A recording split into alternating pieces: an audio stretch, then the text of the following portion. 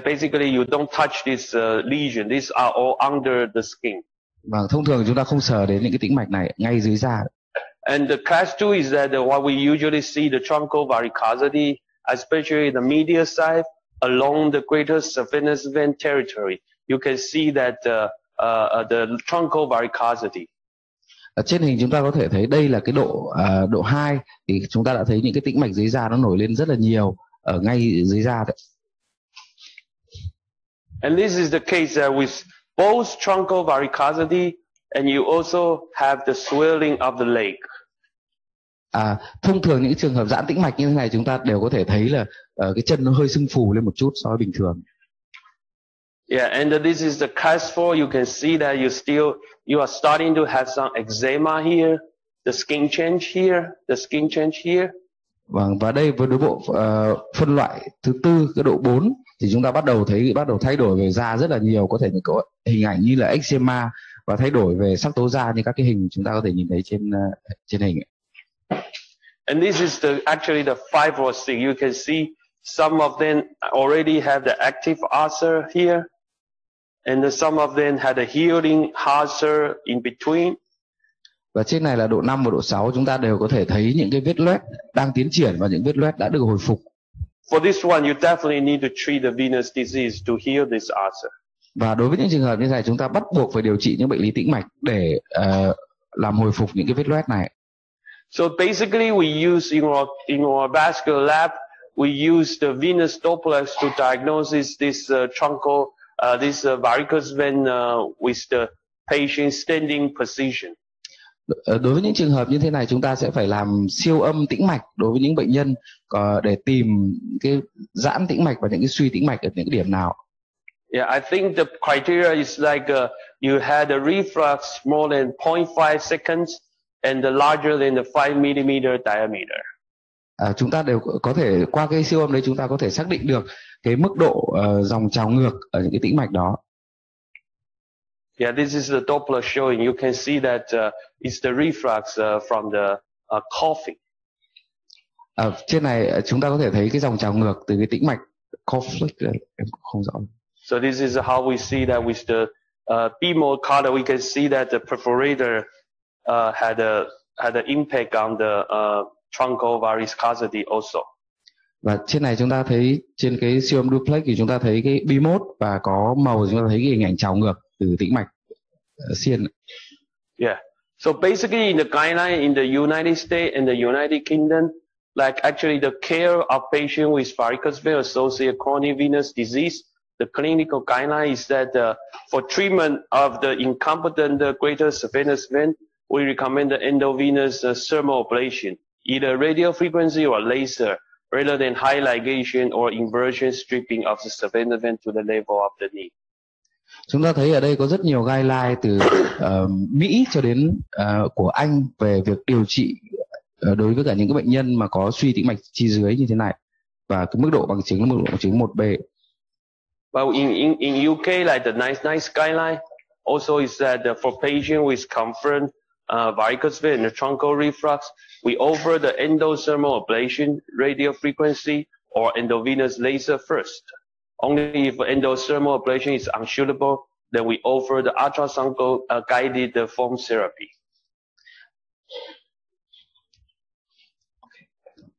Oh, you want to? Okay.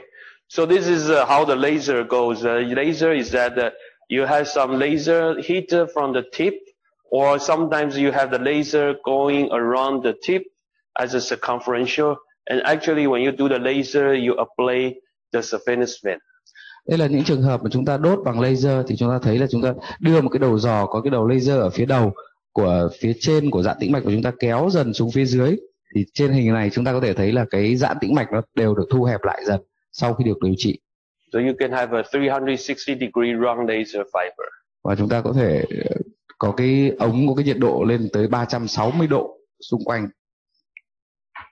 Yeah, actually we had this is the radio frequency that the module device that we are using. There are a couple market devices available. That this is how the most frequent we use is the radio frequency model with the long long tip on the long ablation tip at the top, and also this is the stylish one for the perforator ablation.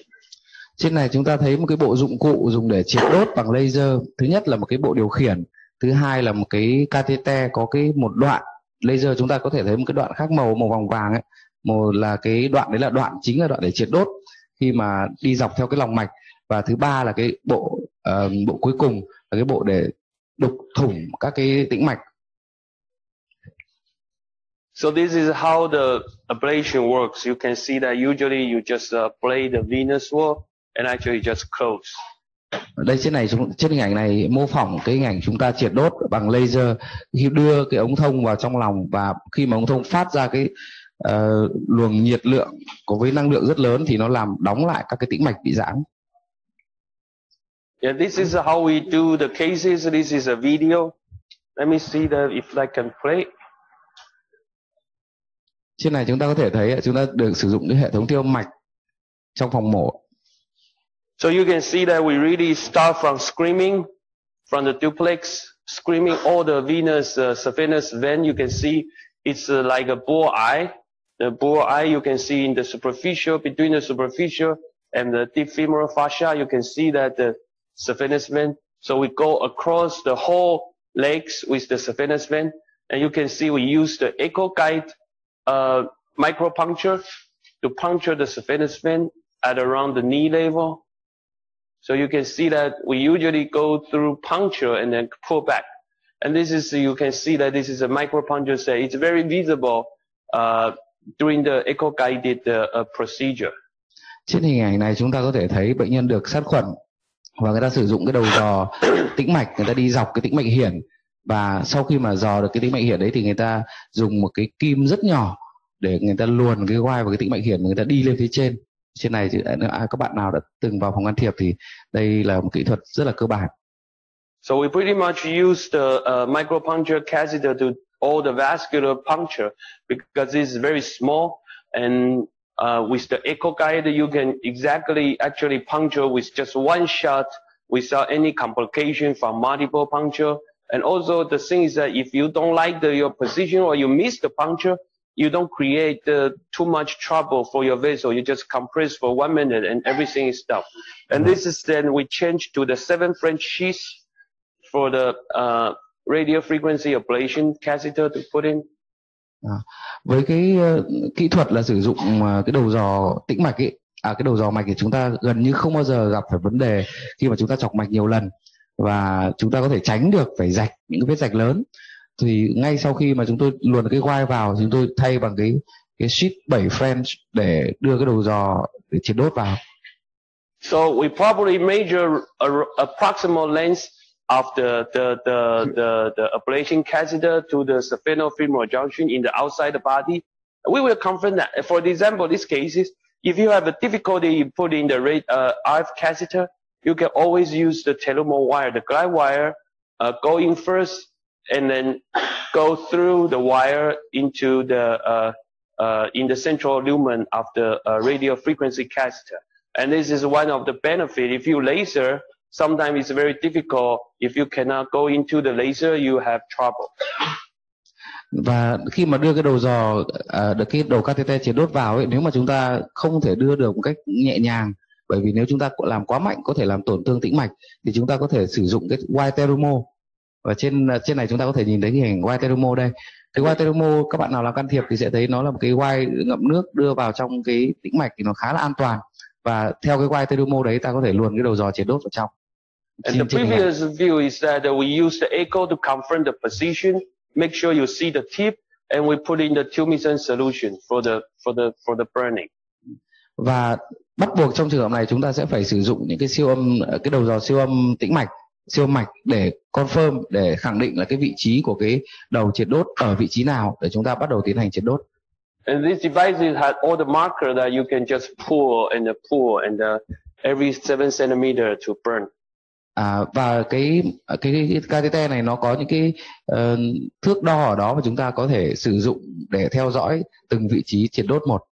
And for the truncal vascular cavity, I personally prefer just using the local flebectomy and the suture back with the with the resolvable suture, and then we just put on the skin glue. Và And đối that's it. với những trường hợp mà giãn tĩnh mạch nông ở chi dưới thế này thì người ta sẽ sử dụng, người ta gọi đây là phương pháp varicotomy. I will spend a little 1 minute to explain Sure, for them. sure.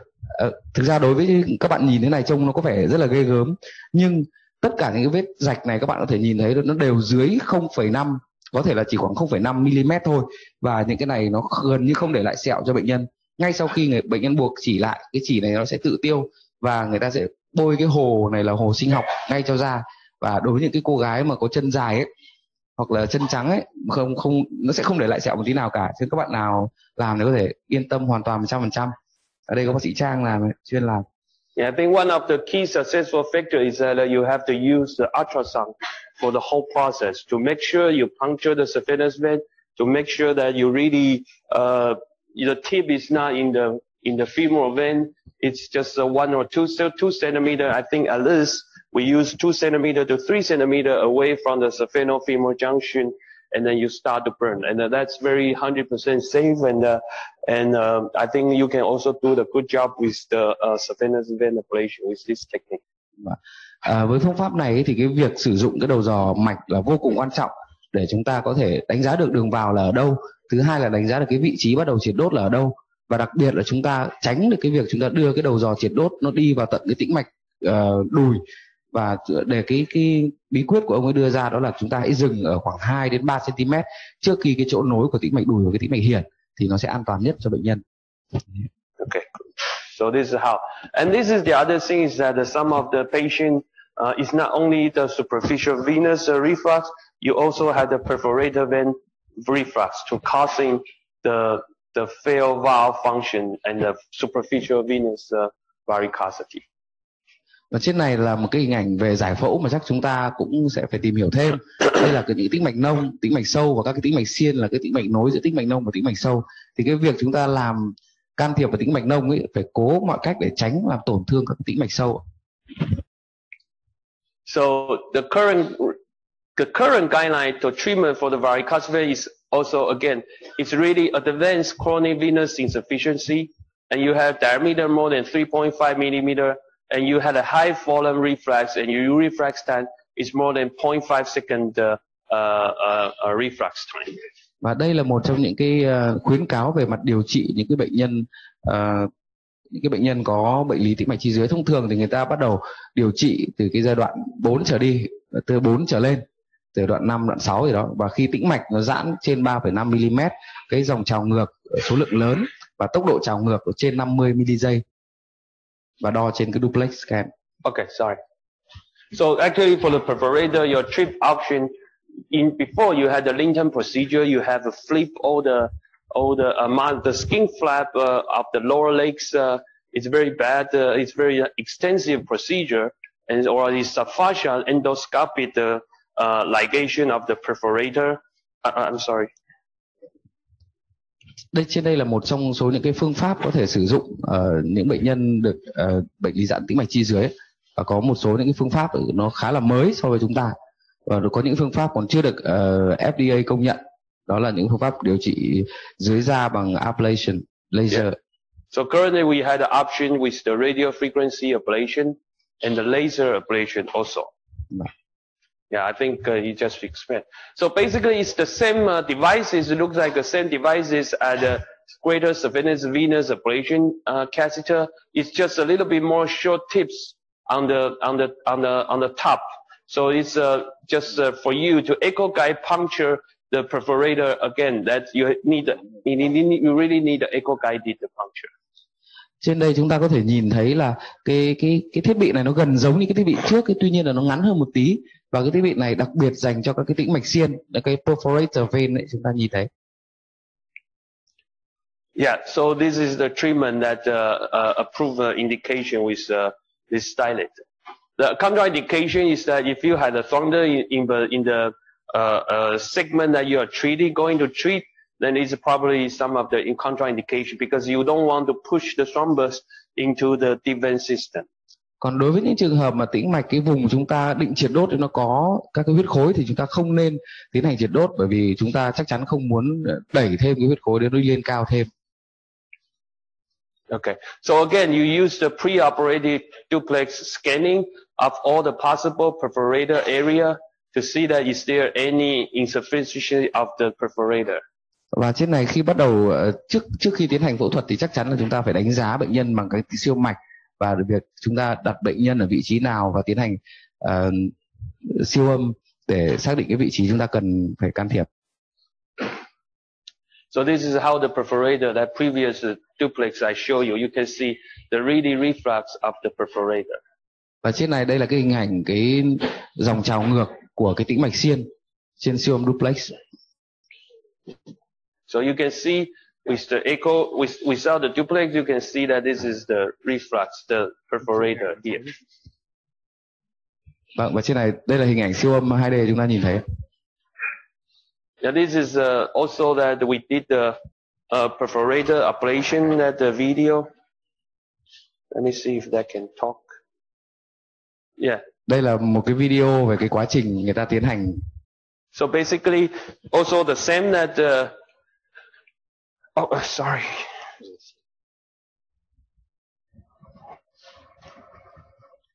Also the same that you mark with the echo-guided perforator area, you mark it, and you just use also the echo-guided puncture, and put in the sheath gently. Ở trên này người ta thấy, chúng ta thấy là người ta sử dụng cái hướng dẫn dưới siêu âm, và thứ hai là khi người ta đi quay chọc kim rồi đi quay đều dưới hướng dẫn của siêu âm hết để đảm bảo an toàn cho cái mạch. Put in the dilator. Và đây là hình ảnh đút cái dilator vào. And after that you just localize with your duplex and you can start the burn. Và khi mà chúng ta khẳng định được cái vị trí thật sự tốt thì chúng ta bắt đầu triệt đốt. Và tất cả những cái khẳng định vị trí này các bạn nhớ là đều dưới siêu âm. Yeah. So this is probably about the same procedure as we did for the greater surveillance. So how about the clinical result of this? So this is a comparison between the study comparison between the stripping, the ultrasound guided phone therapy, radio frequency, endovenous laser with different wavelengths, and the primary endpoint is surveillance vein closure like 1 year procedure after the procedure, and the secondary point is including the pain and your absence from work and the leaving, and the varicose vein, the VCSS score, AVSS score, and the SF36 score. That's the clinical satisfaction of the devices. Và đây là một số cái nghiên cứu lâm sàng người ta so sánh các cái phương pháp, ví dụ như stripping, sử dụng cái phương pháp triệt đốt dưới hướng dẫn của siêu âm hoặc là triệt đốt nội mạch, và với cái đích đánh giá thứ nhất là cái mức độ đóng được của các cái tĩnh mạch, và cái thứ hai đó là đau, rồi đánh giá được qua các cái thang điểm AVSS hoặc là VCSS. Okay. So we can see that with all this surgical technique, you can probably have the same efficacy. That means reflux-free rate, the obliteration of the surveillance vein at the 95% with all the venous laser or stripping, but it's much lower with the ultrasound-guided phone therapy. And post-implant intervention, the pain, I think the radio frequency is the last, and time to return to activity, radio frequency probably the last, the same as the ultrasound-guided phone therapy, and time to resume the work is about the same with the ultrasound-guided phone therapy, and actually the indirect cost to lose from work is the same, and the total cost it's pretty much cheaper than the laser and the vein stripping. Trên hình ảnh này chắc là chúng ta cũng đều đọc, chúng ta đều hiểu cả đúng không ạ? Chúng ta đều thấy cái tác dụng sau 1 năm, cái dòng trào ngược nó ra làm sao, cái đau sau khi mà can thiệp nó như thế nào, rồi cái thời gian để quay lại cái cuộc sống thường nhật bình thường, rồi để đi làm, hoặc là cái chi phí dành cho những cái triệt đốt đó, và cái chi phí mất đi khi mà bạn nghỉ và bạn để để bạn đi làm cái thủ thuật đó. Thì đối với những trường hợp triệt đốt bằng sóng cao tần có vẻ như là ưu thế hơn so với cả các phương pháp như là triệt đốt trong nội mạch hay là stripping hay là tiêm sơ. Okay. So this is a 5-year outcome. Another study that is a prospective multi-center single-arm radio frequency ablation patient, 326 patients with 396 limbs. It's also pretty much the same as our practice. We usually ablate one side just one time. We don't ablate at the two legs at the same time. And the patient were evaluated at 63, 6, 12, and up to 5 years post-operative. And the primary endpoint is also the venous occlusion and the absence of reflux. And the venous occlusion, and also the second point is the quality of life and the status of clinical signs and symptoms of the lower legs. Và cái theo dõi sau 5 năm ở những cái trường hợp được triệt đốt như thế này thì chúng tôi đã làm những cái nghiên cứu tiến cứu ở nhiều trung tâm và trên những cái chi riêng lẻ ở từng bệnh nhân một, thì người ta đánh giá ở trong vòng khoảng gần 400 cái chi đó và được follow up trong các cái tháng. Oh, sorry. So this is a follow line. You can see that 1 year is about 96% of the occlusion rate. Is pretty much the same with all the studies at 1 year, 96, 95%, and with all the thermal therapy. But up to 5 years now, you can see that still have 90% of patients had closure, venous closure, so venous closure. Chúng ta thấy là cái việc đóng được các cái ven, các cái tĩnh mạch bị giãn lại ấy, thì đối sau 1 năm nó lên đến 96%. Tuy nhiên theo dõi trong vòng từng 3, 4, 5 năm thì người ta thấy là đến năm thứ 5 thì khoảng 90% cái số ven, cái số tĩnh mạch đó được bị đóng lại hoàn toàn. So in summary, actually, the 5 years clinical outcome with the radio frequency, we can see had a 5 years occlusion rate at 90%, overall reflux-free rate is at 93.3%, 93.7%, and really low complication rate with this radio frequency. Và sau 5 năm theo dõi thì người ta thấy rằng cái tỷ lệ đóng như thế này là rất cao, lên đến 90%, và cái tỷ lệ dòng trào ngược còn lại sau thì còn rất là ít, và cái tỷ lệ biến chứng xảy ra thì gần như là rất thấp. So this is how our data shows that from the 2012 to 2016, and we had 171 patients doing the endovenous laser. The mean age is 61.6 years old, and we had a routine 3 months duplex follow-up post-operative. Và đây là cái số liệu ở Đài Loan từ năm 2012 đến năm 2016 trên khoảng 171 bệnh nhân, tuổi trung bình là 61,6 và theo dõi thường xuyên sau 3 tháng để làm siêu âm màu với những trường hợp bệnh nhân sau mổ được triệt đốt nội mạch. So this is the sex difference. Now this is a female, most of the female 62%, male 38%. And I think the left leg is a little bit higher, but not really significant. And we also do very, like I say, less than 10% patient, we do the bilateral at the same time. Và có 62% là phụ nữ và chỉ có 38% là đàn ông thôi. Và trên này chúng ta thấy là dường như bên trái tỷ lệ có vẻ cao hơn bên phải một chút, và có một số ít thì là cả hai bên. Yeah, this is how we procedure down. So we can see that with the follow-up, the greater venous occlusion, the complete occlusion is at 95%, and the freedom from the reflux is about 99%. And this is the only 1% of patients without any venous vein occlusion or with the appearance of the venous reflux. And we did pretty much at the same time 72.1% patient with the flebectomy, and the mean length that we treat is 26 centimeter. And the mean energy we give is about the per centimeter 50.3 joule.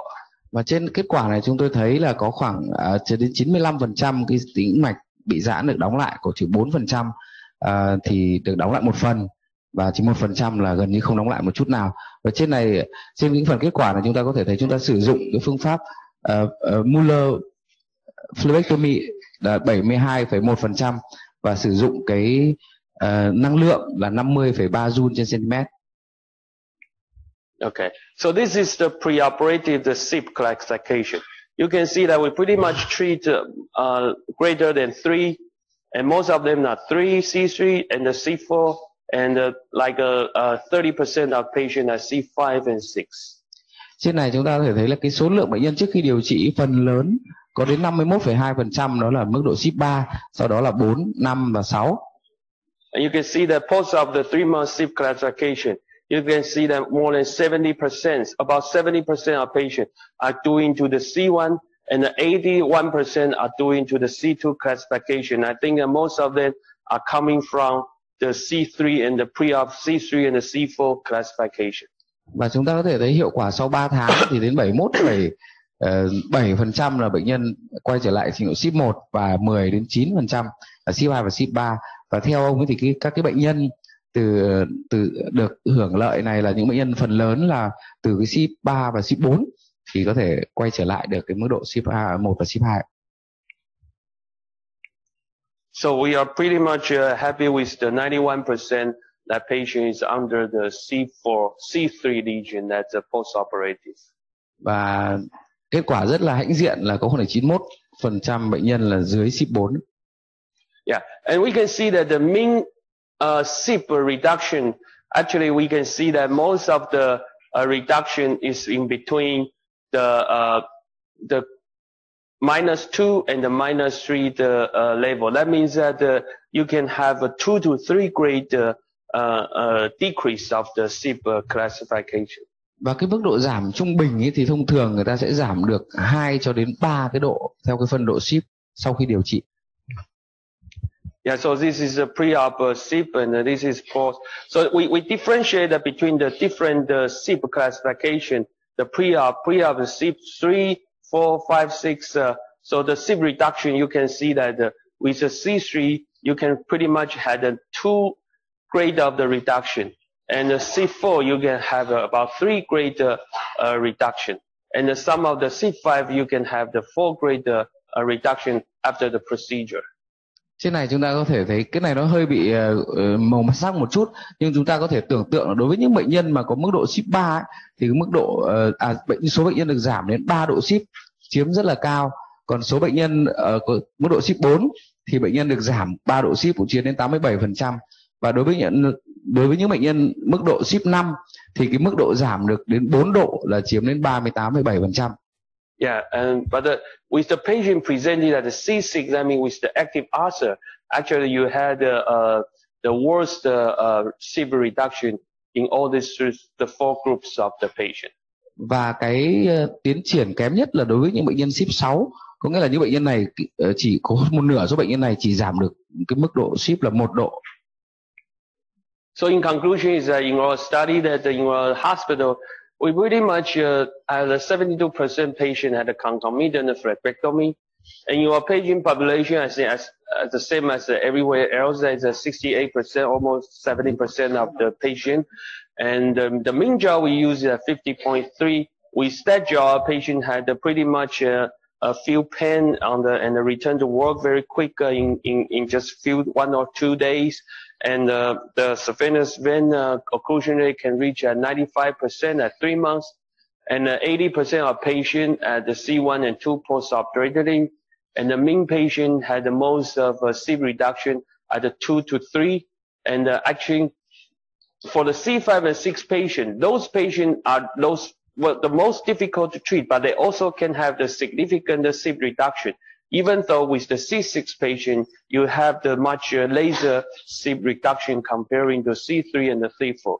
So in conclusion is that we think the radio frequency ablation for the saphenous vein, the perforator, actually is high and the durable success rate in the vein ablation, and we can have a very sustained clinical efficacy. Và từ những nghiên cứu trên, các cái phần kết quả chắc các bạn cũng đã được đọc cả rồi, thì người ta thấy bằng những cái phương pháp triệt đốt như thế này nó có thể đem lại cái hiệu quả rất là tốt đối với những bệnh nhân được đối với những cái tĩnh mạch được triệt đốt, và cái hiệu quả về lâm sàng rất tốt đối với cả những bệnh nhân đó. Yeah, so I think this is about my first talk about the saphenous vein ablation. Và ông ấy đã hoàn thành cái bài báo cáo đầu tiên về điều trị bệnh nhân dạ tĩnh mạch chi dưới. Thank you very much for your very interesting presentation. Yeah. Then I want to ask whether they have some question or not. Yes, definitely. If there are any questions about either the procedure or the preoperative scanning or the Các bạn đồng nghiệp có câu hỏi gì cho báo cáo viên về bài báo cáo này không? Is there any interesting question from the floor? For Professor Wu? Dr. Chang, do you have any?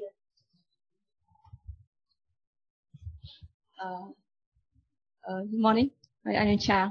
I'm a doctor. I used to do RF ablation. So I have a question. In my institute, we don't have micropuncture. Okay. We have a big puncture. So how can we improve the success? Yeah. I think it's a good question because I rarely use the bigger needle, like the puncture needle, to do the vein because of it's easy rupture with the big needle, and once we rupture, you had a hematoma around the vein. Actually, you compress the vein, so you don't see the vein anymore. So that's the problem. So we just I don't know how to do that with, the other way instead of the micropuncture. You can try to use the big needle, but just make sure that with the echo guide and you really puncture just one shot to the vein. Or if you had a multiple shot, I believe with the big needle, you can have a hematoma. At least you cannot see the vein anymore, even with the duplex. Because we had an experience before is that you can have some hematoma and they just compress the vein because the vein is easily to be compressed by the hematoma. So my suggestion is maybe use a smaller big needle, not really the micropuncture needle, the smaller needle. And actually the good thing is that in some case, if you had really difficulty with the puncture, I use the tonic on the thigh. I tied it and put the patient on the upright position so you can really distend the leg vein in the saphenous position. So you can have a bigger vein and with the ultrasound and then puncture. Yes. Em xin dịch ạ, tức là em hỏi là ở viện mình ấy thì không có micropuncture ấy, thì thực dùng cái kim chọc mạch nó khá là lớn ạ. Thì làm nào để tăng cái khả năng thành công khi chọc mạch lên ạ? Thì ông có trả lời là khi mà dùng micropuncture thì tỷ lệ sản xuất thành công rất là cao ạ. Trong khi dùng kim lớn thì một khi mà đã vỡ mạch chọc vào mà không thành công ấy, thì nó vỡ mạch nó gây ra máu tụ xung quanh và nó gây chèn ép vào cái tĩnh mạch ạ. Và thậm chí là dưới dẫn âm thì mình cũng thể rất là khó để chọc lại ạ. Nhưng mà thực tế thì bọn em làm thì không hẳn là do cái máu tụ xung quanh nữa. Thực ra là do cái tĩnh mạch khi mà chọc vào ấy mà không thành công thì thường nó co lại vậy, cái khối ở trong ngay cái tĩnh mạch đấy thì rất là khó chọc. Thì thực tế là như vậy ạ. Chứ cái phần mà huyết khối xung quanh như ông ấy nói thì thực tế là không gặp ạ. Thì ông ấy có cái cách cải thiện là giúp là thứ nhất là cố gắng để có micropuncture, nhưng cái đấy rất khó. Cái thứ hai là có thể garo chân bệnh nhân lại ạ. Cái thứ ba là có thể cho bệnh nhân ở cái tư thế Trendelenburg đảo ngược, tức là nghiêng cái bàn mổ lên để làm cho cái máu xuống cái tĩnh mạch nhiều hơn, tăng áp lực lên thì mình chọc sẽ dễ hơn. Thank you. Yeah. Any more question? Yes.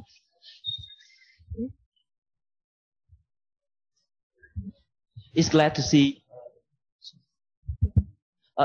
see you here. My name is Kian, and I do the IF ablation too.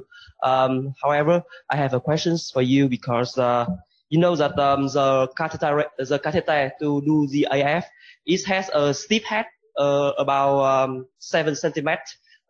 In the head, it's very stiff and it's very hard to make it come through the angulated vein, because sometimes the venous inside the leg is very angulated, and because of the head is very stiff, so it's very hard to make it through. So do you have any procedures or tips that can help us? Yes. So that's why we use the telumo wire. You can see on the video. We also had the same problem. In some patients, you cannot just stick all the way up to the saphenofemoral junction. So the benefit of the radio frequency, instead of the laser, you usually only have the laser fiber.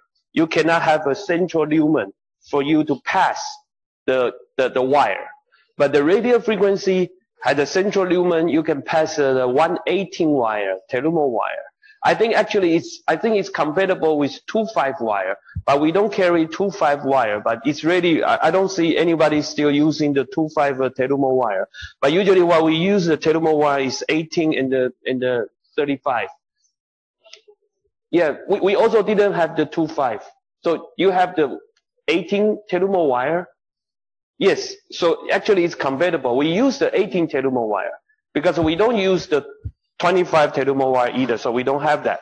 So we use the 18 Terumo wire, and you can easily slide. Terumo wire is very easy to go through the tortuosity, and if you still cannot go through the wire, you can use your ultrasound guided at the side, and to see where your tip of the Terumo wire tangle, and actually you can ask your assistant to straight the left part of your thigh, to straighten the saphenous vein, and then you go through your Terumo wire. And once your Terumo wire is go, and your device can go up, no problem, 100% no problem. Sorry, but when in patients, because Vietnamese patients when come to hospital, yeah, they are very maybe C4 or upper. Yes. So sometimes the wire is go through, but the catheter cannot go through the venous because it's too much angulated. Okay. So actually, I rarely see this problem is that if your wire can go through all the way to the comma iliac vein, and I think your device is, I think should be able to go through all the distance to the femoral junction.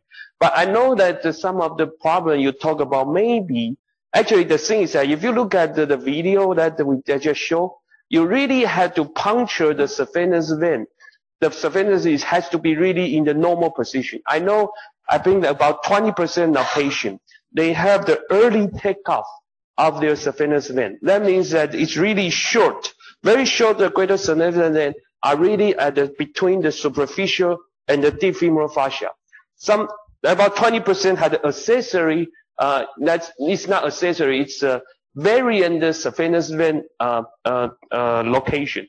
That means that in the thigh you can see that the saphenous vein already come out through the fascia, superficial femoral fascia. But my recommendation is don't puncture those varicosity vein. Never puncture with that superficial, what you can see. Don't puncture that, because even you puncture that, you cannot even go in the Terumo wire. For those varicosity, also didn't go with the truncal varicosity. So make sure that all your puncture, the saphenous vein, are really at a normal anatomical position. That means the saphenous vein has to be in the superficial and the deep femoral fascia, or just at the early takeoff area, takeoff through the superficial femoral fascia. Don't puncture those veins, the varicosity you see on the legs. If you puncture that, I know it's easy puncture, but everything cannot go. The Terumo wire didn't go, and your device cannot go. So you have to puncture the normal position of the saphenous vein. So that's why if we do the duplex scanning, we found it has a less than 7 centimeter length of the saphenous vein. Then we just probably stop using this is one of also, I think it's relative contraindication for the radio frequencies, is that if you have less than 7 centimeter saphenous vein in the normal position, I don't think that it's suitable for these devices. Thank you. Yeah. Bác sĩ Kiên có muốn dịch luôn không ạ?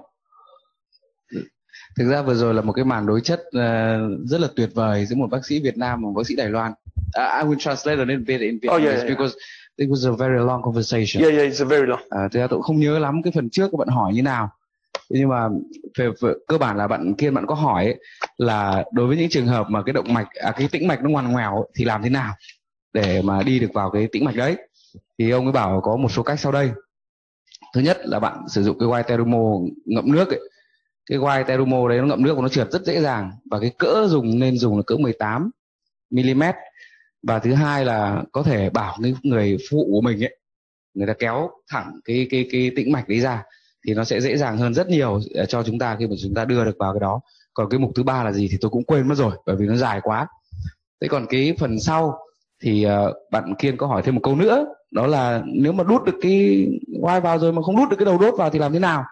thì ông ấy nói luôn với bạn là nếu như bạn đút cái đầu đốt đấy vào cái tĩnh mạch ngoằn ngoèo ở dưới ấy, thì đấy thực sự không phải là cái mục đích của cái việc đưa catheter vào đâu, mà người ta phải đưa vào cái vị trí bình thường của tĩnh mạch hiển, sau đó người ta tiến hành triệt đốt, chứ người ta không đưa chọc vào cái phần giãn tĩnh mạch để triệt đốt ở đó. Thì chốt lại là như vậy. Ông giải thích lòng vòng một lúc mà chốt lại là như thế. Thank you. Yes, and the other trip is that if you just as you say, if you cannot go through that probably at the mid of thigh, I will do the double puncture. That means that I puncture in the distal and I burn up to the segment that you cannot cross your device, and you go up and do another puncture and bend the rest of the saphenous vein above the tortuosity. And so you get the two burn. You know what I'm saying? So you in the middle. So you puncture here and then you puncture another one, just proximal to that. So sometimes before we did that, but with the telomer wire, you usually you can easily just go through. Yeah. Có một phương pháp thứ hai ông ấy trả lời là có cái thứ hai, đó là mình có thể chọc 2 lần ạ. Thì thực tế ở viện tim mạch thì bọn em cũng làm như vậy ạ. Một số với những tĩnh mạch ấy thậm chí mình có thể đưa wire telomer vào nhưng mà cũng không thể lên được, nó quá là gấp khúc và ngoằn ngoèo ạ. Thì mình có thể dùng cái nhát chọc thứ hai ạ. Dưới hướng dẫn siêu âm thì cái đấy nó rất đơn giản hơn. Một số bệnh nhân thậm chí có thể chọc 3 lần trên một cái đoạn tĩnh mạch hiển, rất là loằng ngoằng ạ. Đơn giản hơn rất nhiều, không cần phải wire telomer.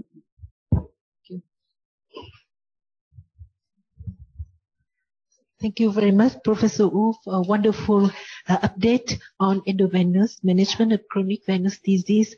And we move on to the second talk.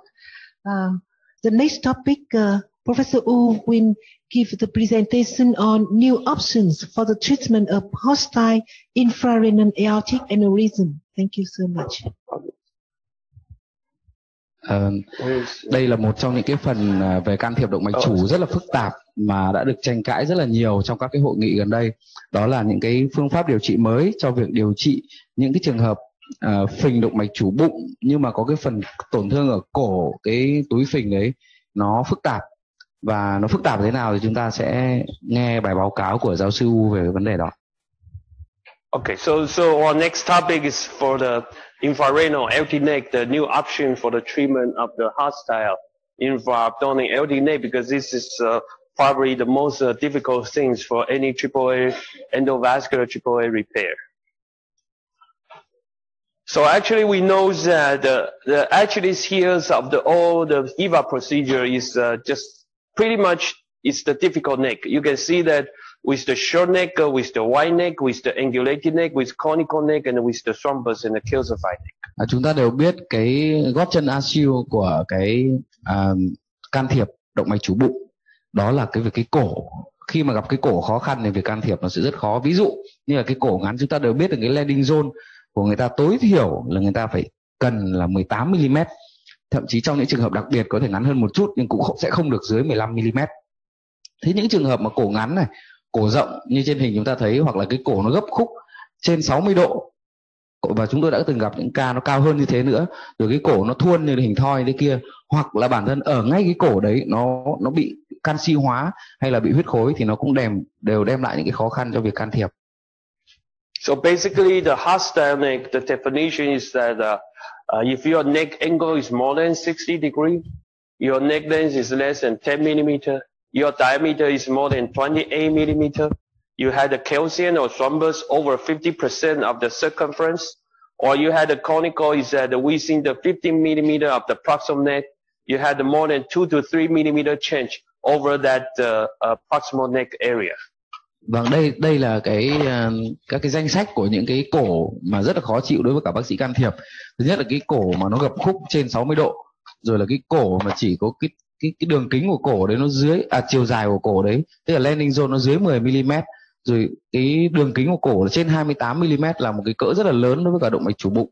Thứ ba là đối với những trường hợp mà có canxi hóa hay là huyết khối nó chiếm trên 50% cái chu vi của cái cổ đó, hoặc là những cái cổ mà nó giãn ra, nó cứ dần dần giãn ra thuôn theo cái hình thoi, cũng là một trong những khó khăn cho những việc can thiệp.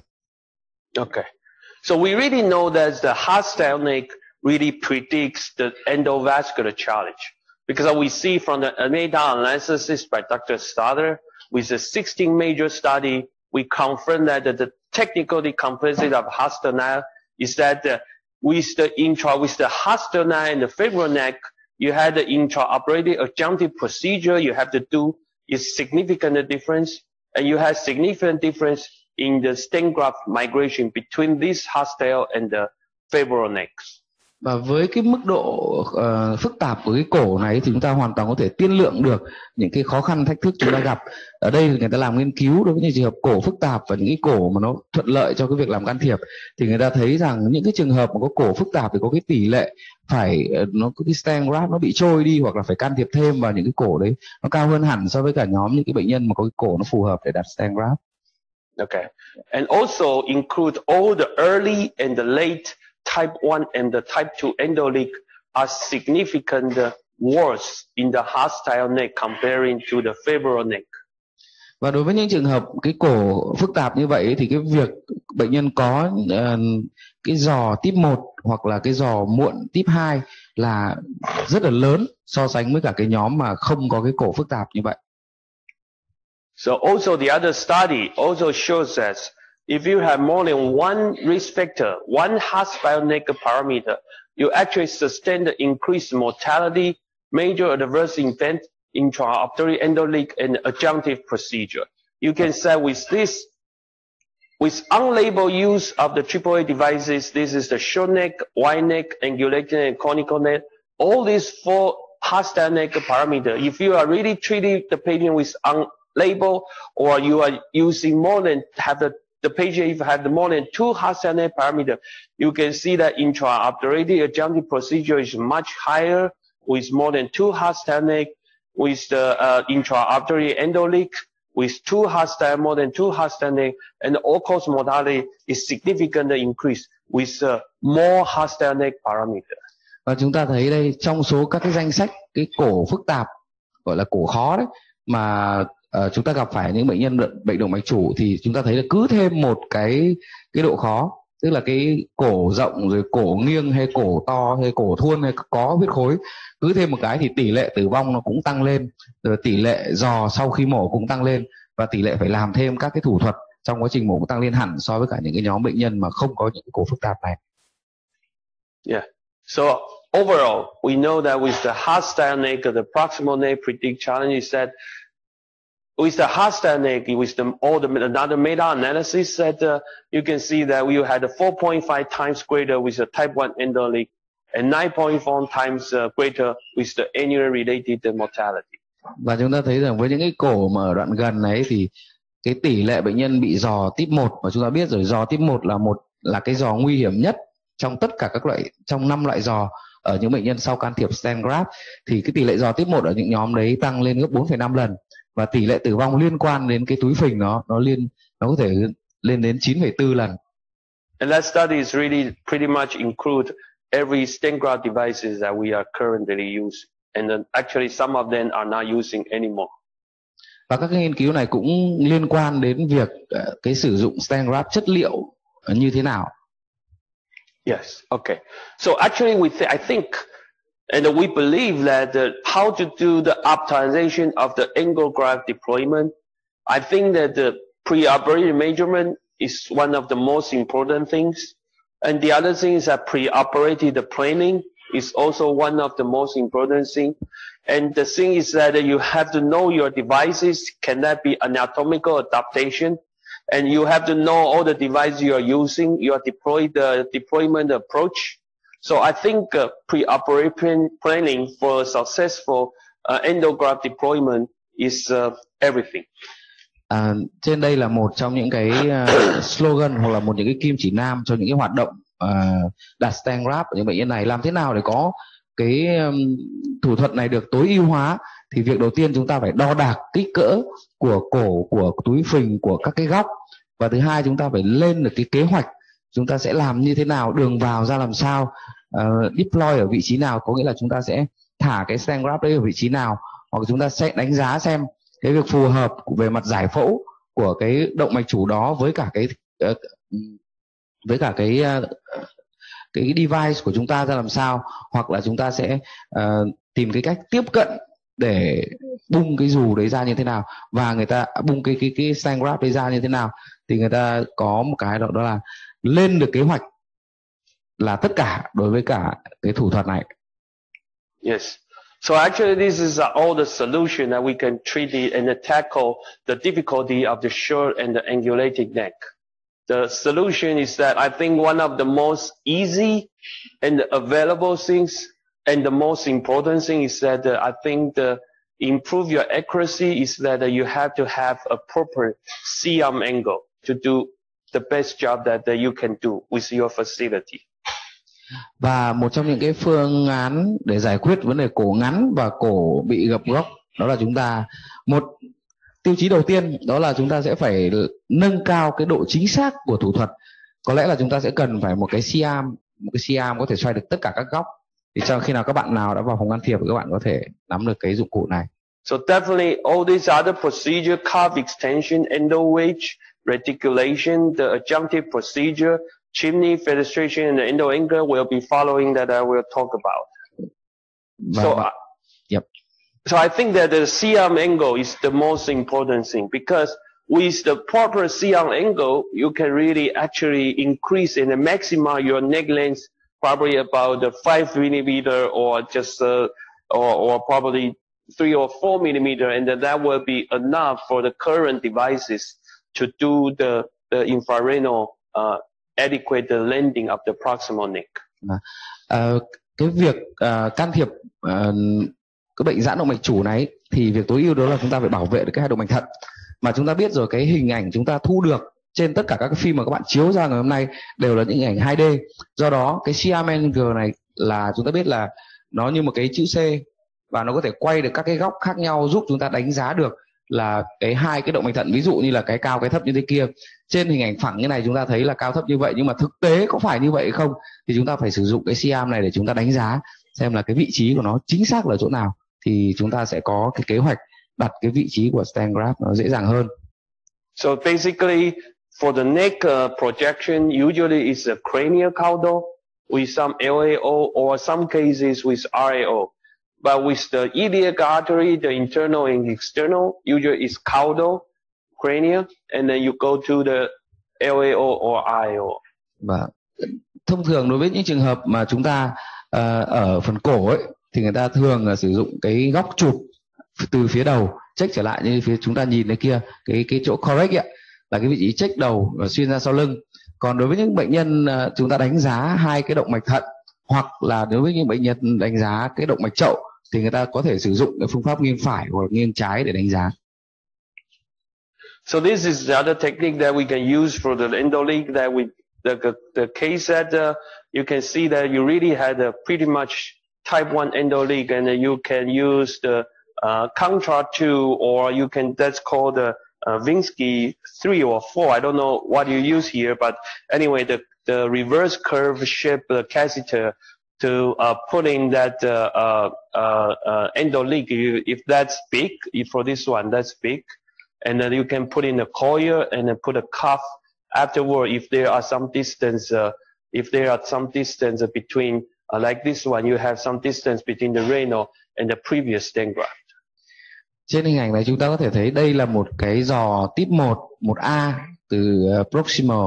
Đây là một trong giò nguy hiểm nhất, và chúng ta thấy cái kích thước của cái khối phình nó rất lớn.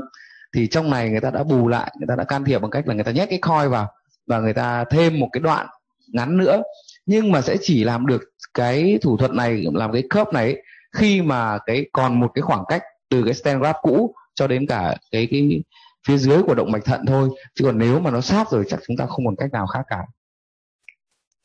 Yeah, so this is the other technique is that you do the endo wedge procedure.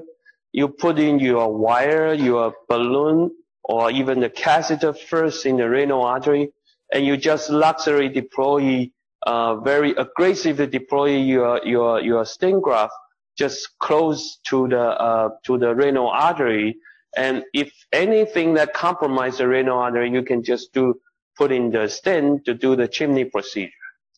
Đây là một cái thủ thuật để bảo vệ nhánh bên làm cái động mạch thận. Khi mà cái tổn thương cái phình nó ở rất sát động mạch thận, thì chúng ta thấy là người ta đặt một cái wire vào trước và có thể là bơm quả bóng lên để giữ động mạch thận. Sau đó thì người ta bung stent graft ra thoải mái, và nếu cần thiết, nếu mà cái động mạch thận này nó bị hẹp hoặc là bị tắc lại sau cái thủ thuật đấy, thì người ta có thể đặt một cái stent vào cái động mạch thận đó. So with this technique, you can pretty much deploy. Oh, sorry, it's not moving. You can pretty much deploy your stent graft just as the distal edge of the renal artery. Và với thủ thuật này thì chúng ta có thể đặt cái stent graft ở rất sát cái mép của động mạch thận. Okay. So the other technique that we use for the calf reticulation is that sometimes you had an angulated neck like this one, and you want to really peel up your calf, but the calf usually it's the straight position. So you can use your balloon at the distal and kick the tip of the distal end of the cuff, and you can see that it's built up, and then you turn the cuff direction and build it up as a, build it up as a cuff reticulation, like we use to do the legal toy, you just build it up. Okay, could you explain a little bit more about this technique? So we use actually, because sometimes okay, let me go back. Because of this is the angulated neck. If we just put in the cuff, it doesn't go this. The cuff didn't turn that way. The cuff will go straight. Usually it goes straight. It goes straight up. When you open the cuff, actually it's not going to have an angle turn here because the cuff is straight. So actually you can turn at the distal. You can use the balloon. I'm sorry. At the distal, push up. You can use the balloon here, Yeah. and actually you kick at the distal end, so the cuff will turn to the direction of your neck. And then when you deploy, the cuff will just follow the line that I'm drawing here. This is the proximal angulated neck, and you can see that the cuff will just, the first one here, and the second one will just follow the neck direction. Okay, thank you very much.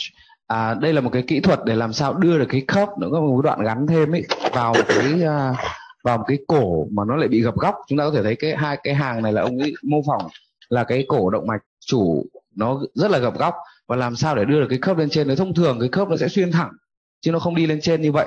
Thì bây giờ người ta sẽ không bơm cái bóng ở ngay phía cổ nữa, mà người ta bơm từ dưới, người ta đẩy cái khớp lên trên. Thì trên này chúng ta có thể thấy nó uốn vòng lên phía trên, và với vị trí như này, khi cái việc bung ra ấy, thì nó làm cho cái landing zone nó mở rộng hơn một chút, và nó giảm cái mức độ endolic của những bệnh nhân của chúng ta làm.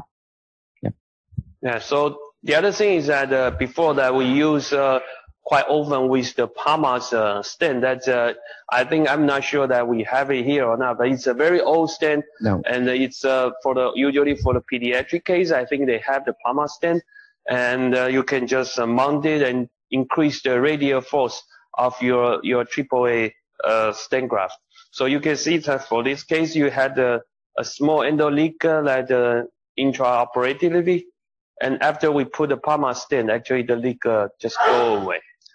Ông ấy có đưa ra một cái option, đó là cái Palmas stent. Thì cũng kể với các bạn luôn, đây là một cái stent, một trong những stent đầu tiên xuất hiện trên thế giới của một cái ông giáo sư người Ý. Cái này xuất hiện từ năm 91 cơ.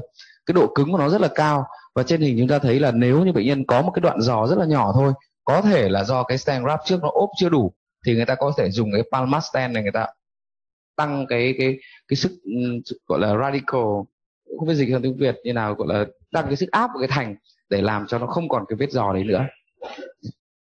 Yeah, so this is another that showing that with the coil embolization of the proximal type 1 endoleak. Và đây là cái coil, khi mà chúng ta nhét cái coil vào để chặn cái dòng này, thì cũng nói luôn là coil ở nước ngoài ấy, có thể là nó không mất tiền đâu, miễn phí, đút bao nhiêu cũng được. Nhưng mà ở Việt Nam cái coil này nó rất là đắt, cho nên phần lớn là chúng ta cũng ít làm cái thủ thuật này.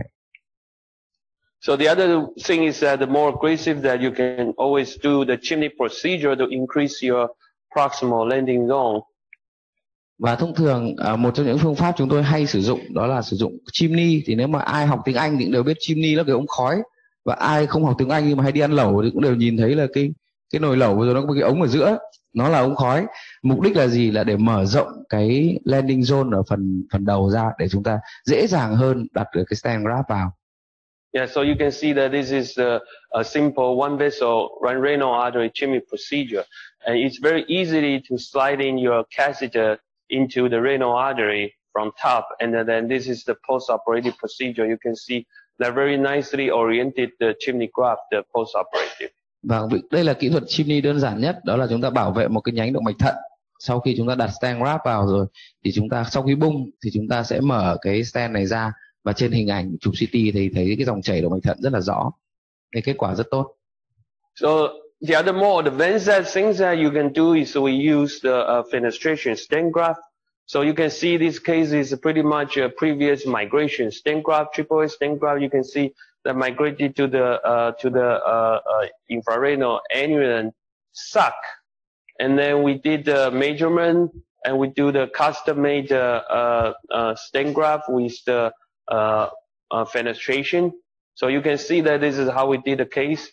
We used pretty much the marker, the 3D marker, and then we put in the first, we slide in the left renal, and then we go protect the SMA, and then we go for the right renal. Đây là một trong những kỹ thuật mà chúng tôi cũng đang bắt đầu triển khai. Trong khi ở Đài Loan thì người ta đã triển khai từ lâu rồi. Đây người ta gọi là đặt stand grab nhưng mà được chọc thủng các cái lỗ. Thì cái việc khó khăn nhất của việc đục các cái lỗ này nó đục làm sao cho nó đúng lỗ, đúng cái lỗ của động mạch thận hai bên và động mạch mạc treo tràng trên. Thì ở đây chúng ta thấy là từ phía trong cái stand grab người ta đua cái quai ra, người ta chọc thủng hai cái này. Thì đây nó phải có một cái hệ thống định vị rất là tốt để đảm bảo là chúng ta chọc đúng. Bởi vì nếu mà chúng ta chỉ cần chọc sai thôi thì vô hình là chúng ta sẽ làm rách động mạch chủ nhân tạo. Thì cái đấy là cái thủ thuật khủng khiếp. So this is the post-operative CT scan. You can see that very nicely occlusion. Và đây sau khi chúng ta không thấy cái endolytic tiếp 1 nữa. So the other thing is that now we more frequently use is with the helifix devices, with the applier and the guide and the endo-anchor implants. You can see that the anchor is like a total 4.5 millimeter length and 3 millimeter wide, and this is the end that in the aortic lumen, and you can really penetrate through your graft and the aorta wall at 3.5 millimeter length. Vâng, và đây có lẽ là cái phần mà các bạn ở bên Medtronic thích nhất từ đầu đến giờ, đó là cái phần giới thiệu về cái hệ thống helifix. Thì chúng ta thấy ở đây là một cái hệ thống helifix, có nghĩa là chúng ta sẽ đưa cái dụng cụ, cái thiết bị như thế kia các bạn nhìn đấy, như một cái lò xo mà có một đầu nhọn đấy, và đây là cái hệ thống device để đưa cái lò xo đấy áp vào cái thành động mạch chủ từ phía trong. Và trông thì nó to thế này thôi, nhưng mà thực chất nó chỉ dài có 4,5 mm. Thì 1 mm kia là ở cái dụng cụ để cố định, thế còn 3,5 mm là cái dụng cụ để gắn cái grab, cái stand grab đấy vào trong cái thành động mạch chủ. Okay, great. So actually the purpose of the endo anchor is that first is that we provide the fixation and the seal of the stent graft and the LD wall. And the second is that we prevent the further stent graft migration or endo leak. Vâng, thì có hai cái mục đích cơ bản nhất của cái hệ thống cái Anchor, các bạn biết là những cái mỏ neo nội mạch này ấy. Thì thứ nhất đó là để gắn cái stand grab đấy vào trong thành động mạch chủ, nhưng cái mục đích thứ hai còn quan trọng hơn, đó là để tránh cái việc di lệch của cái động mạch chủ, cũng như là để tránh cái rò rỉ sau này. So this is how the bench lab is doing. Is that the endo anchor actually establish the surgical anastomosis strength as the or regular anastomosis. You can see that in this picture with no endo anchor implant, and comparing with the endo anchor implant, you can have a really displacement force that's significantly different. Đây là một cái nghiên cứu in vivo, thì người ta so sánh cái lực níu của hai cái dụng cụ. Thứ nhất là cái khâu, và thứ hai là của cái vết khâu được sử dụng cái hệ thống endo anchor này, và thứ hai là cái hệ thống được sử dụng endo anchor. Thì người ta thấy, các bạn nhìn thấy cái phần màu sắc sặc sỡ ấy, thì nó cái sức gọi là cái sức bám của nó cao hơn hẳn so với những trường hợp mà bệnh nhân chỉ được sử dụng cái câu thôi. Actually, the line is a little bit displacement, but actually the line should be here because this is the hand sewing line. So basically, in all the devices that you put in the endo anchor, actually it's more stronger than with your hand sewing line, the pulling force. Và trên này chúng ta thấy là cái khâu bằng tay là cái cuối cùng. Khâu bằng tay thì như vậy là cái sức mạnh của nó sẽ không thể bằng hệ thống endo anchor của chúng ta được. So this is a migration resistant. So this line is a hand sewing surgical anastomosis. But you see that with all the current devices that we are using, if you had more than 6 or 8 anchor devices put in, and actually you can have a more resistant to the migration comparing to the hand sew surgical anastomosis. Và trên này người ta đánh giá là khâu bằng tay hay là sử dụng cái hệ thống endo anchor thì người ta thấy là sử dụng 6 đến 8 cái endo anchor này ấy, thì nó sẽ làm cho gần như là không di lệch nữa. Thì thực ra cái này chúng ta chỉ tưởng tượng chúng ta cũng biết rồi. Chúng ta đóng càng nhiều cái đinh vào thì rõ ràng là nó càng không thể di lệch được thôi. So this is how the system works. So you can see that you can really just embed the devices and you can screw it. If you don't like it, you can re-screw it back. Yeah, it's a very friendly using devices. Và đây là một cái device rất là thân thiện, ông nói thế. Trông thì nó có thể là rất là ghê gớm và nhọn hoắt nhưng mà thực ra nó rất là bé thôi. Tôi cũng có cơ hội được làm cái này rồi. Nó rất đơn giản, thích thì bạn xoắn nó vào. Và bạn cảm thấy vị trí này chưa ổn thì bạn có thể rút nó lại và thử vị trí khác. So this is how we did our cases. This is the case that we did with the chimney procedure and also the endo anchor devices. You can see that you put the chimney already and you can still do in the anchor around the chimney graft to do all the anchor procedure. Và đây là một trong những cái thủ thuật rất là khó, vừa làm chimney, các bạn có thể nhìn thấy một cái nhánh động mạch thận, và thứ hai lại vừa phải làm khi mà có cái landing zone nó rất là ngắn và nguy cơ bị endoleak thì người ta phải sử dụng hệ thống endo anchor để cố định cái stand graft lại. And the reason I show this is because of this lady. Actually, the first is that the endo anchor with the chimney procedure, you really have to be a little bit complicated because of instead of AP view, you got to go to the true lateral view to see if really the endo anchor is in front of, on the side of the chimney graft instead of you really anchor into the renal artery. Và cái việc đánh giá được cái vị trí của cái endo anchor này là vô cùng quan trọng. Bởi vì sao? Bởi chúng ta hoàn toàn có thể khâu báng luôn vào cái chimney của chúng ta. Thì trong này việc đánh giá vị trí rất quan trọng, chúng ta phải sử dụng hệ thống đánh giá thật tốt. And the other reason I show this case is that I can show you after the endo anchor, the immediately post-op operative, you can see the annual suck regression, the suck occlusion, because actually this patient has a little bit complication. Is that the patient extubating in the operating theater and actually complained the unit with the leg frame pain and progressive drowsiness and hemodynamic instability and unresponsive to the hydration. And actually we intubation this patient and get a CT scan. We can really find that the renal artery here is that there is let me see if that work. Và trên này ông ấy muốn trình bày một trong những cái bệnh nhân mà ông ấy đã gặp phải. Thì bệnh nhân này được rút ống ngay trong cái phòng mổ sau khi được làm can thiệp. Và bệnh nhân sau khi đó thì bệnh nhân kêu là bị đau ở phần lưng. Đấy, so đau phần hông và phần lưng. Và thứ hai là I'm sorry. Yeah, lơ just a little bit. Và sau đó thì bệnh nhân này không được đáp ứng gì với cả truyền dịch cả. Có cái hemodynamic nó không ổn định, và sau đó đã được đặt ống lại và đi chụp CT thì hình ảnh cho thấy. So the reason I show is that you can really see that very clearly a renal rupture, the cortex rupture with really jet from our chimney procedure. Even we use the 01A wire. Thì chúng ta có thể thấy trên hình ảnh này, chúng ta thấy là hình ảnh vỡ thận, mặc dù là chúng ta chỉ dùng cái wire rất là nhỏ thôi. So this is a complication that we really need to be taken care of when you are doing the chimney procedure. But the purpose is that what I'm saying is that not like this, because we do the selective coil through the chimney graft to fix the bleeding, and then we do another CT scan. You can see that the bleeding is gone. But what I want to show you is that with this angulated neck, with the chimney procedure and the endo anchor, you can really pretty much on the postoperative day 1 or 2 to see the complete exclusion of the annual sac by the devices.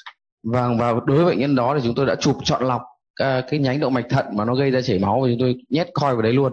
Và đây là cái hình ảnh sau khi mà chúng tôi bịt được cái nhánh đó thì chúng ta thấy là không còn chảy máu nữa và thận thì vẫn còn tưới máu tốt.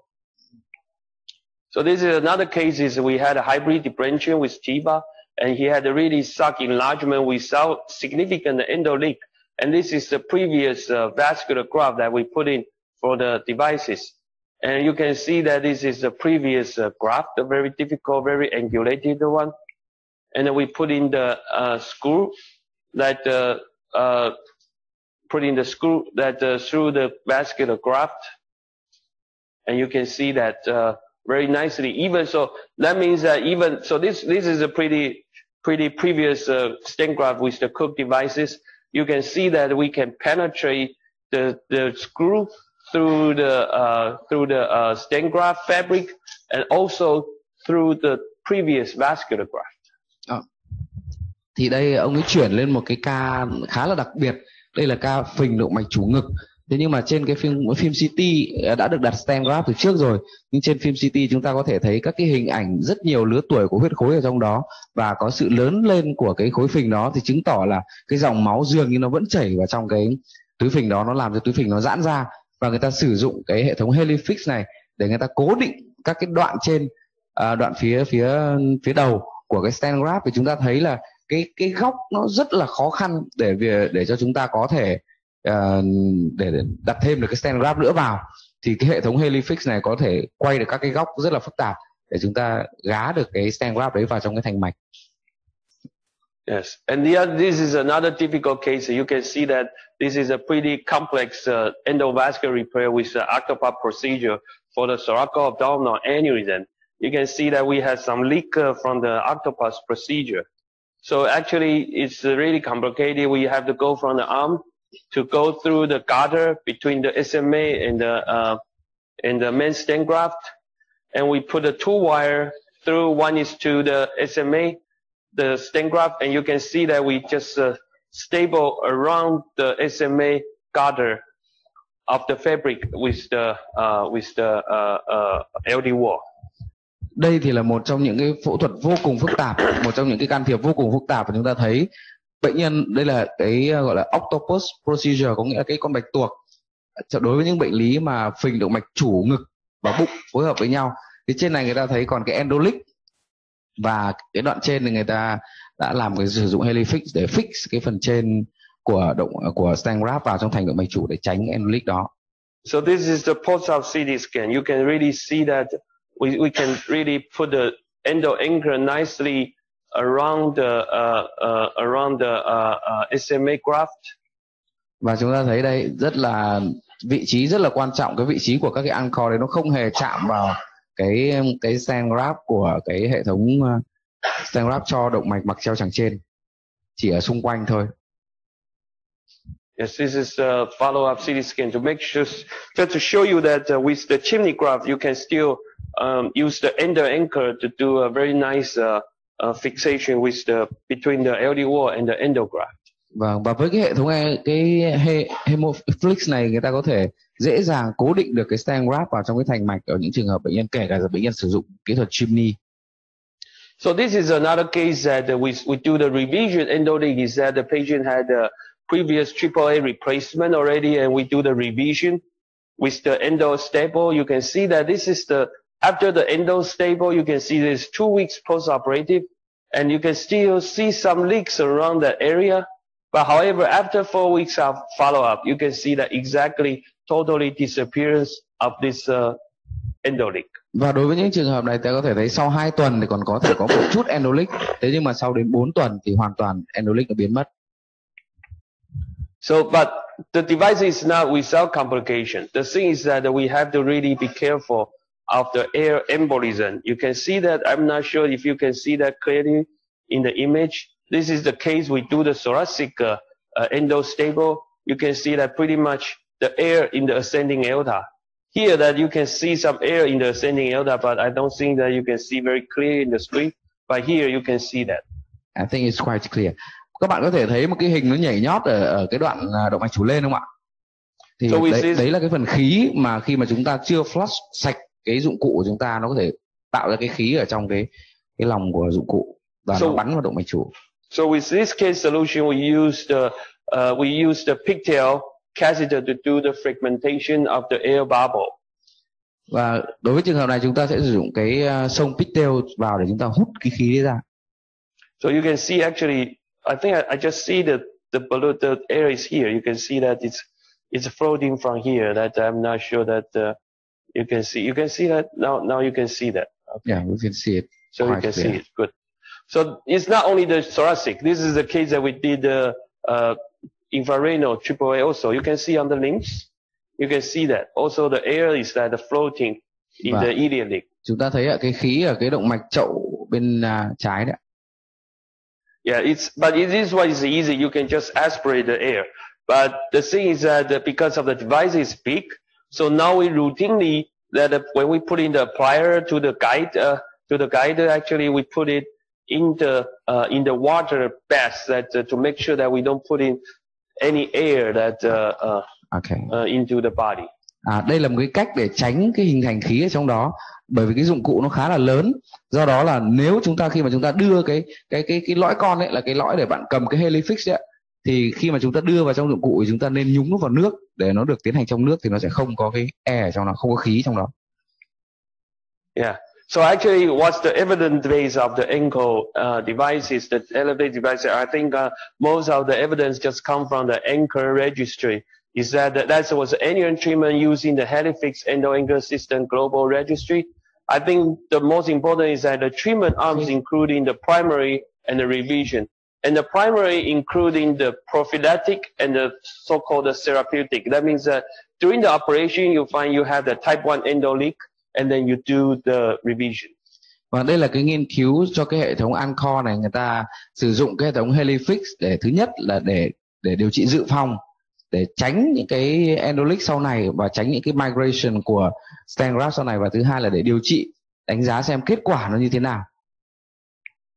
So we can see that with the prophylactic use, that's you concerned about left failure and the prevention of neck dilatation. At the 3-year follow-up, the type 1 endoleak is only 1.7%, and the endograft migration rate is about 0%.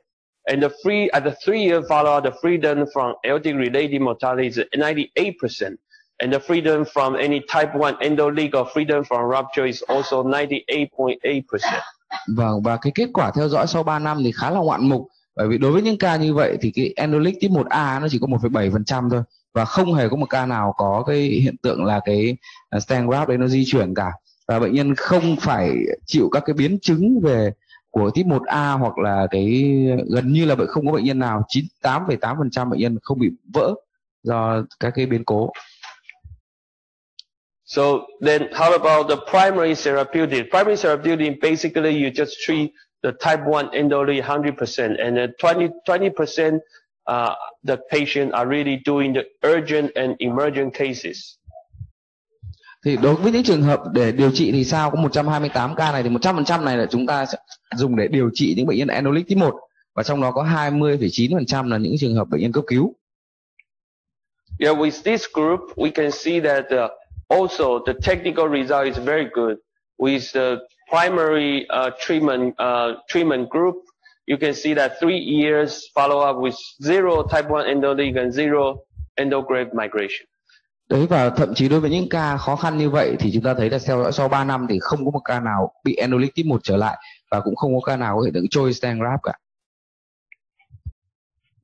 And with the revision arm, that means that those patients already had a complication from the type 1 endoleak or migration or the neck dilatation. For these patients, the 3-year follow-up, the type 1 endoleak is 2.4%, and the freedom from the adverse LD-related mortality is 91%, and the freedom from any endo leak is 86%, and freedom from rupture is 94%. Vâng, vậy thì còn cái trường hợp thứ hai nữa, đó là kể cả đối với những trường hợp mà điều trị các cái biến chứng thì chủ yếu là endoleak này, hoặc là di chuyển của cái stent graft, hoặc là cái sự giãn ra của cái phần cổ, thì người ta thấy là đối với những trường hợp đó, kể cả sau 3 năm thì cái tỷ lệ bị endoleak type 1 hay là bị trôi của stent graft cũng rất là thấp. Yeah. So with the short neck cohort, that means that if we pull out all this registry with the short neck cases, that's between the 4mm to 10mm, we can see at the endpoint, the 2-year follow-up, the type 1 endoleak is 0, and the freedom from the LD-related mortality is 94%, and actually we don't have zero rupture, and the need for secondary procedure is 4.5%, and the impressive one is with the SAC regression more than 5mm, you can reach 64.7% of the patient. Và đây là một trong những kết quả khá là bắt mắt và bắt tai với những trường hợp bệnh nhân có cổ ngắn, tức là ngắn thì dưới 10mm và dài trên 4mm. Thế tuy nhiên là sau 2 năm theo dõi thì không có bệnh nhân nào có endoleak type 1 cả. Của endoleak type 2 cũng chỉ có một bệnh nhân thôi, và bệnh nhân không có các cái biến chứng như là vỡ, rồi các cái thủ thuật khác phải cần làm thêm, hay là đối với những bệnh nhân này chúng ta thấy là có đến 64,7% thì có cái hiện tượng là cái túi phình nó thu nhỏ lại trên 5mm. Thì đây là một trong những cái rất là hứa hẹn. Yep. So actually, we think that with the current AAA repair, we think that it is possible to further we can promote the SAC regression. In this endo anchor registry, we can see that with the endo anchor, we can really double the rate of the SAC regression from those propensity match study previously. Thì cái tham vọng này của họ lại còn muốn được hơn nữa, đó là đối với những trường hợp mà đối với những bệnh nhân mà chúng ta sử dụng cái thiết bị khâu từ trong nội mạch này, người ta có thể tiến xa hơn nữa trong cái việc làm giảm kích thước của khối phình hay không, người ta muốn là làm gọi là giảm có một nửa, gấp đôi nữa cơ.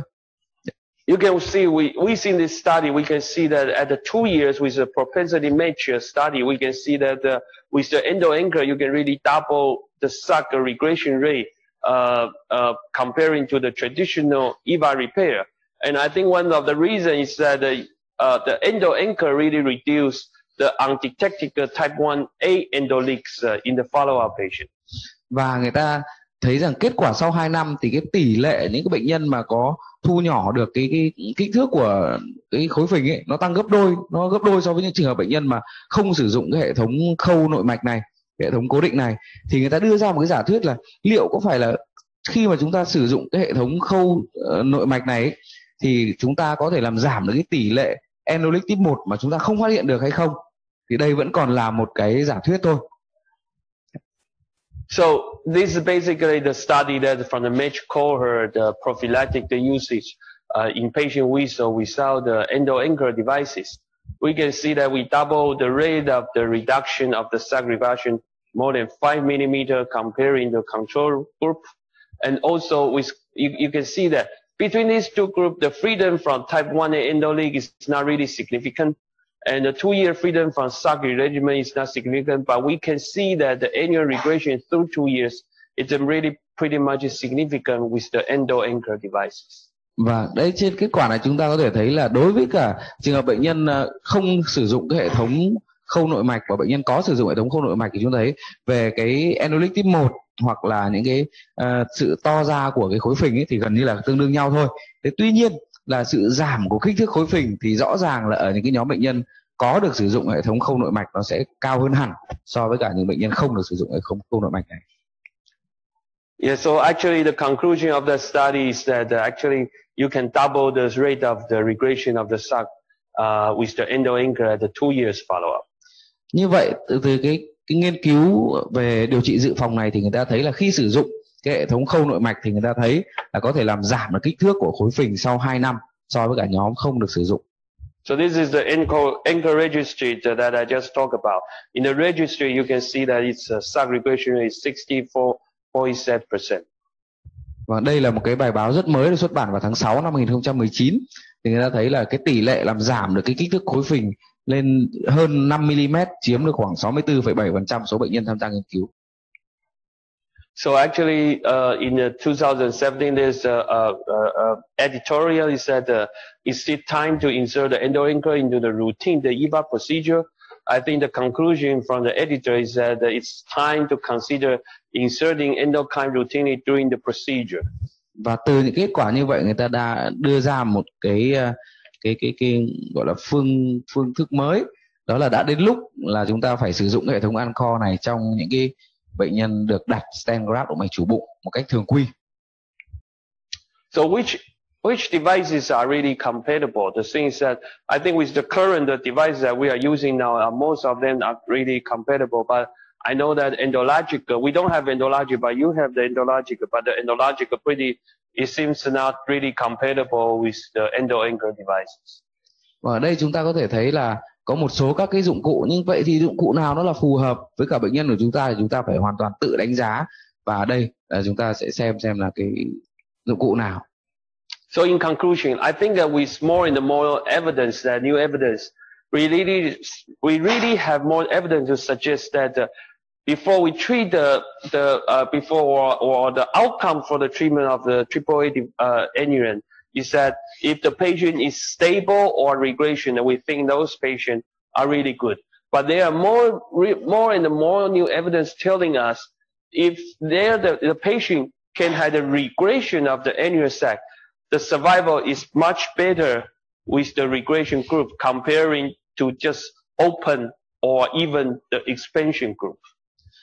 Chúng ta đã có rất nhiều bằng chứng về cái việc không lớn lên của cái khối phình khi mà chúng ta đặt cái dụng cụ stent graft vào, hoặc là cái sự ổn định của khối phình khi mà chúng ta đã đặt được cái stent graft vào rồi, và cái tỷ lệ tử vong đối với những bệnh nhân đó ra làm sao. Thế tuy nhiên qua những cái nghiên cứu gần đây chúng ta thấy là nếu như có sự giảm đi cái kích thước của khối phình đấy thì cái tỷ lệ tử vong ở những bệnh nhân nó sẽ thấp hơn hẳn và tỷ lệ sống còn của bệnh nhân đó sẽ cao hơn, và đó là lý do mà ông ấy có bài trình bày ngày hôm nay.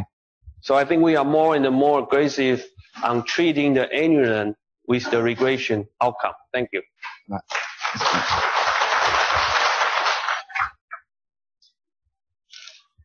Thank you very much, Professor Wu, for your wonderful presentation on the new option for the treatment of difficult infrarenal aortic aneurysm. Yes, and a wonderful picture. Yeah. Thank you. And, do you have any question, college? Dr. That.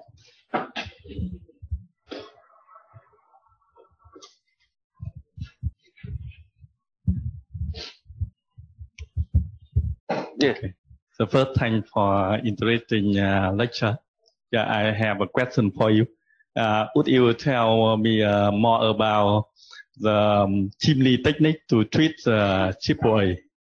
If how many oversight for main body, and you can talk about the side and side frame. Yeah. And the second question, if I don't have a cover stand for the side frame, can I use the best stand? Okay. So the thing is that for the chimney, usually the size is 20% or oversized 20% or 30%. Actually, we had a publication that a couple of years ago to use the mathematical calculation to estimate the size of the main stent graft you are using, because most of the time the chimney stent graft is fixed because you know your renal artery, your SMA, the size. So the chimney graft is pretty much fixed. The problem is that how do you choose your main stent graft? So roughly usually it's 20% to 25%. I think that especially for the AAA, I think 20% to 30% is pretty much reasonable oversize that you choose. And actually, if you want the exactly measurement, we use the area exactly measurement. That means that actually you can see your aorta diameter, and usually with the aorta diameter, we times 1.4 times 1.44 because you want the 20% oversize, and then you deduct with the sizing, the area of the chimney graft that you are using, and then the equation will be like it's your summary of your main stent graft area that you need to be. So we had a publication because I didn't show it here because today my topic is not really focused on the chimney graft, but you can take a look at that calculation. It's published a couple years ago in JDCVS, I guess, in the new technique. So that's the first question. The second is that which stent graft is more appropriate. I think every place has some limitation. For example, I know here you cannot have the self-expandable cover stent. You only have the balloon expandable cover stent. For us, we had a choice of self-expandable and the balloon expandable. But I think with all the literature, I think there's no difference between the chimney branch graft that is either self-expandable or balloon expandable. But I think more and more evidence now, especially with the Endurance Pentagon's trial, that currently that they are doing. Actually, I think with their recommendation is that with the Endurance devices, if you use the Endurance, that it's better to have the balloon expandable cover stent to accommodate for the chimney procedure. I think there is no solid evidence, but actually in their study register, they start to think that's the most appropriate combination between the Endurance and the balloon expandable stent graft. So then the other question is that when you are talking about if you don't have the cover stent, can we use the balloon expandable bare metal stent? That's the option, but I think the option is that then that procedure I will regard it as it's still a chimney, but not a real chimney procedure, because chimney procedure you really extend your sealing zone up to the level your chimney graft, your top of the aortic stent graft. But with the bare metal stent, your actually sealing zone is only still below the renal artery. You don't really extend your sealing zone up to the top of your aortic stent graft. So I will not think that with the bare metal stent is the chimney procedure, because of it doesn't make sense, because you had a flow go through the bare metal stent, and your landing zone still below the renal artery. You never be above the renal artery. So I think that procedure is just to you should say that procedure is maximize your sealing zone, but that's not real chimney procedure, even though the technically is the same. But theoretically, I don't think that's the real chimney procedure, because chimney procedure actually your sealing zone is extended to the top of the aortic stent graft. But that with the bare metal stent,